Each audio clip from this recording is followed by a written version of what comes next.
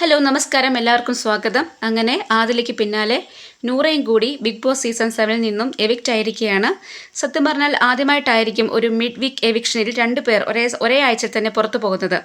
എല്ലാ പ്രേക്ഷകരും വിചാരിച്ചിരുന്നത് നൂറ ഫൈനൽ 5ലേക്ക് എത്തും എന്ന് തന്നെയാണ്. കാരണം നൂറയ്ക്ക് ടിക്കറ്റ് ടു ഫിനാലേക്ക് ലഭിച്ചിരുന്നു. അത്യാവശ്യം നല്ലൊരു ലേഡി പ്ലെയർ കൂടിയാണ് നൂറ. അതുകൊണ്ട് തന്നെ ഫൈനൽ 5 വരാനുള്ള എല്ലാ ചാൻസും നമ്മൾ കണ്ടിരുന്നു. പക്ഷേ അപ്രതീക്ഷിതമായിട്ടാണ് നൂറ ആദിലയ്ക്ക് പിന്നാലെ ഇപ്പോൾ എവിക്റ്റ് ആയിരിക്കുന്നത്. സത്യം പറഞ്ഞാൽ ഈ ബിഗ് ബോസ് കാണുന്ന എല്ലാവരും പ്രതീക്ഷിച്ചിരുന്നത് ഒന്നെങ്കിൽ അക്ബർ അല്ലെങ്കിൽ നെവിൻ പുറത്തു പോകും എന്ന് തന്നെയാണ്. പക്ഷേ ഇതെല്ലാം തകിടം മറിച്ചുകൊണ്ടാണ് നൂറയുടെ പേര് അവിടെ പ്രഖ്യാപിക്കുന്നത്. സോ ഇപ്പോൾ നമുക്കറിയാൻ സാധിക്കുന്നത് നൂറ ആദിലോടൊപ്പം എവിക്റ്റായി. ഇനി ഫൈനൽ 5 ഓൾറെഡി നമുക്ക് ഡിസൈഡ് ചെയ്ത് കഴിഞ്ഞു. ഒരു ദിവസം കൂടി ബാക്കി നിൽക്കുകയാണ് ആരാണ് വിന്നർ എന്ന് അറിയാനായിട്ട്. പക്ഷേ ഈ ഒരു അവസരത്തിൽ എന്തുകൊണ്ടായിരിക്കും നൂറ പുറത്തു പോയത്, അതിനുള്ള കാരണം എന്നാണ് നമ്മൾ ചർച്ച ചെയ്യുന്നത്.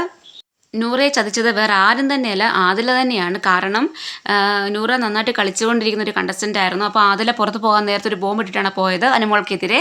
ആദിലയും നൂറയും അനുമോളും നല്ലൊരു ബോണ്ടിങ്, നല്ലൊരു ഫ്രണ്ട്ഷിപ്പ് അവിടെ ഉണ്ടായിരുന്നു. പക്ഷേ ഇതെല്ലാം കളങ്കപ്പെടുത്തുന്ന രീതിയിൽ ബാക്ക് സ്റ്റാബ് ചെയ്തുകൊണ്ട് ആദിലയുടെ കുറച്ച് വിഷയങ്ങൾ അവിടെ വരികയും അത് നൂറ ഹൈഡ് ചെയ്യാൻ ശ്രമിക്കുകയും ചെയ്തത് പ്രേക്ഷകർ എല്ലാവരും കണ്ടതാണ്. അതുകൊണ്ട് തന്നെയാണ് പ്രേക്ഷകർ നൂറയ്ക്കുള്ള വോട്ടിംഗ് കുറയ്ക്കുകയും നൂറ എവിക്റ്റ് ആവാനുള്ള ചാൻസ് ഇപ്പോൾ വന്നേക്കുന്നതും.